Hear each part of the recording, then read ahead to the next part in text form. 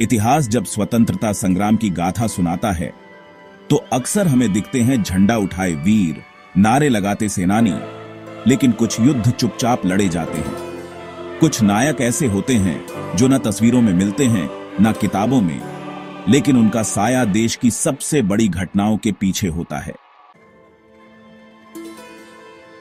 1903 British Bharat का पेशावर, आज ये पाकिस्तान में है।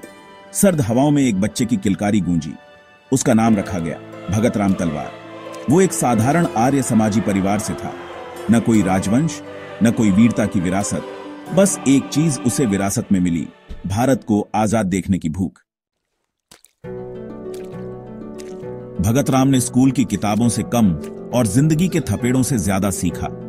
किशोर उम्र में ही वो उन रास्तों पर चल पड़ा जहां धड़कनों की कोई कीमत नहीं होती, सिर्फ इरादे मायने रखते हैं। वो जुड़ गया भारत की गुप्त क्रांतिकारी गतिविधियों से। उसके संपर्क में आए भगत सिंह, चंद्रशेखर आजाद और यतीन्द्रनाथ मुखर्जी जैसे क्रांतिकारी। लेकिन भगत राम अपने ढंग का अलग योद्धा था। नारे नहीं लगाता था, बंदूक नहीं चलाता था, वो साए की तरह चलता था, चुपचाप लेकिन असरदार। 1941 वो साल जब नेताजी सुभाष चंद्र बोस को अंग्रेजों ने नजरबंद कर दिया था। लेकिन नेताजी कोई आम नेता नहीं थे। वो आग थे जो एक चिंगारी से भी साम्राज्य चला सकते थे। नेताजी ने तय किया, मैं भारत की आजादी के लिए जर्मनी जाऊंगा। लेकिन अंग्रेजी खुफिया एजेंसियां हर मोड़ पर तैनात थीं। उन्हें चाहिए था एक ऐसा साथी जो सिर्फ साथ न दे बल्कि जान देने को तैयार हो। तब सामने आया नाम भगत राम तलवार। एक ऐतिहासिक योजना बनी। नेताजी को मुस्लिम मौलवी का भेष दिया गया। नाम रखा गया मौलवी मोहम्मद जियाउद्दीन। सर पर टोपी, चेहरे पर नकली दाढ़ी, हाथ में कुरान और साथ में एक साया भगत राम तलवार। वो एक साथ उनका बॉडीगार्ड, गाइड, ट्रांसलेटर, जासूस और दोस्त बना। सफर शुरू हुआ कोलकाता से पेशावर, फिर काबुल और फिर सोवियत रूस तक। हर सड़क पर अंग्रेजों के जासूस थे, हर स्टेशन पर मौत खड़ी थी। लेकिन भगत राम की चालें इतनी चतुर थीं कि MI5 तक को उसने धोखा दे दिया। क्या आप विश्वास करेंगे कि भगत राम तलवार एक साथ 4 खुफिया एजेंसियों के संपर्क में था? ब्रिटिश की MI5, सोवियत की NKVD, नाजी जर्मनी की अबवेयर और नेताजी की आजाद हिंद फौज। हर कोई उसे अपना एजेंट समझता था। अंग्रेज सोचते थे वो उनका आदमी है। जर्मन उसे विश्वास पात्र समझते थे। सोवियत उसे कॉमरेड कहते थे। लेकिन असल में वो सिर्फ भारत के लिए काम कर रहा था। फरवरी 1941 काबुल। नेताजी थके हुए थे, बीमार थे और कमजोर भी।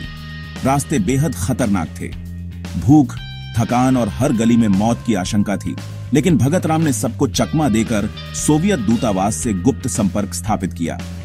नेताजी को एक विशेष मार्ग से सोवियत संघ भेजा गया, जहां से वो जर्मनी पहुंचे और आजाद हिंद फौज की नींव रखी गई। ये पूरी यात्रा भारत से अफगानिस्तान, रूस और फिर जर्मनी भगत राम तलवार के बिना संभव नहीं थी। लेकिन कहानी यहीं खत्म नहीं होती। एक दिन काबुल की एक संकरी गली में नेताजी पर हमला हुआ। 3 अजनबी, बंदूकें और इशारा। नेताजी पीछे थे और भगत राम तलवार आगे बढ़े। बिना सोचे, बिना डरे उन्होंने हमलावरों से लोहा लिया और नेताजी को सुरक्षित बचा लिया। उस दिन इतिहास ने करवट ली थी, क्योंकि अगर नेताजी वहां मारे जाते तो न जर्मनी पहुंचते, न आजाद हिंद फौज बनती और शायद भारत की आजादी की दिशा ही बदल जाती। जब नेताजी सुरक्षित जर्मनी पहुंच गए तो भगत राम तलवार चुपचाप गायब हो गए। न कोई मंच, न कोई भाषण, न कोई किताब। उन्होंने खुद को इतिहास की भीड़ से मिटा लिया। उनका सिर्फ एक संकल्प था, मेरा काम सिर्फ देश के लिए था, न प्रसिद्धि के लिए, न राजनीति के लिए। अब सोचिए, जिसने नेताजी को मौत से बचाया, जिसने अफगान सीमा पार करवाई, जिसने 4 खुफिया एजेंसियों को धोखा दिया, उसका नाम न किसी किताब में है, न किसी पाठ्यक्रम में, न कोई सड़क, न कोई मूर्ति। लेकिन अगर वो न होता तो शायद नेताजी कभी आजाद हिंद फौज न बना पाते। भगत राम तलवार वो योद्धा था जिसने बंदूक नहीं चलाई, नारा नहीं लगाया, लेकिन आजादी की लड़ाई को एक नई दिशा दी। हम उसे भले न जाने, पर नेताजी जानते थे, इतिहास जानता है, और आज इतिहास की परछाई उसे फिर से पुकार रही है।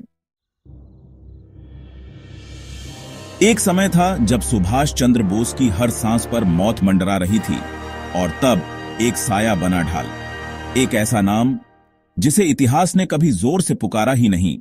आज उठेगा पर्दा उस रहस्य से जो आजादी की सबसे चुपचाप लड़ी गई जंग में छुपा था। उसका नाम था भगत राम तलवार।